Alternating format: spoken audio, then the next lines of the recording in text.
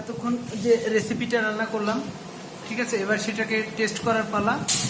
আমি আর আছি আমার ভোজন রসিক মামু, এই দুজন মিলে আজকের এই স্পেশাল রেসিপিটা তৈরি হয়েছে। ঠিক আছে, দেখতে পাচ্ছেন রেসিপিটা অত্যন্ত চমৎকার। আর বিশেষ করে আমার যে মামুকে দেখতে পাচ্ছেন, সে কিন্তু অনেক খাবারের এক্সপার্ট। সে হচ্ছে বিশেষ করে লেবুর শরবত প্লাস আমাদের নুডলস স্পেশালিস্ট।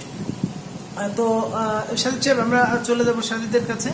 আমরা জানতে চাইবো যে আপনার এই যে যে নুডলসটা একটু আপনি যদি টেস্ট করে দেন বিষয়টা, এবং আমাদেরকে জাজমেন্ট করে বলেন যে আসলে বিষয়টা কেমন কি হয়েছে, বা কোনটার কম ছিল, কোনটা বেশি হলে ভালো হতো।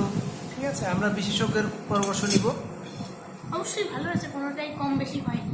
আচ্ছা আচ্ছা, তো আপনি কি মনে করছেন যে এটার সাথে যদি আর একটু চিংড়ি প্লাস হচ্ছে আরো নতুন নতুন কিছু সবজি, যেটা এখন শীতকালীন সবজি, এটা যদি মেশানো যেত তাহলে আসলে বিষয়টা কেমন হতো বলে আপনি অনেক মনে করেন? ভালোই। আচ্ছা, তো আমাদের যেহেতু আমাদের ফুড এক্সপার্ট সাজিদ সাহেব আছেন আমাদের সাথে, আমরা এতক্ষণ এই নুডলসটা রান্না করলাম এবং এখন আমরা টেস্ট করছি। খাবারটা বেশ সুস্বাদু হয়েছে।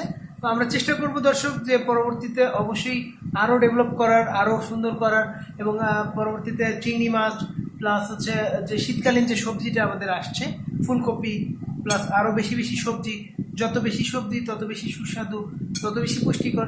তো এটা নিয়ে আপনাদের সামনে আসার চেষ্টা করব। আর আপনাদেরকে সামনের পর্বে আমরা দেখাবো যে বর্তমান তো আসলে গরম পড়েছে, গরমে আরাম, যেটা লেবুর শরবত, স্পেশাল একটা লেবুর শরবতের রেসিপি আমরা আপনাদেরকে দেখাবো। তো আজকে আসলে লোভ আর সামলাতে পারছি না, তো আজকে এ পর্যন্তই। আপনারা ভালো থাকুন, খাবারের সাথেই থাকুন, দেখতে থাকুন আমাদের চ্যানেলটি, এবং নতুন নতুন খাবারের স্বাদ দিতে থাকুন। ভালো থাকবেন, সাবস্ক্রাইব করুন আমাদের চ্যানেলটি। তো সাথে বিদায় দিলেন।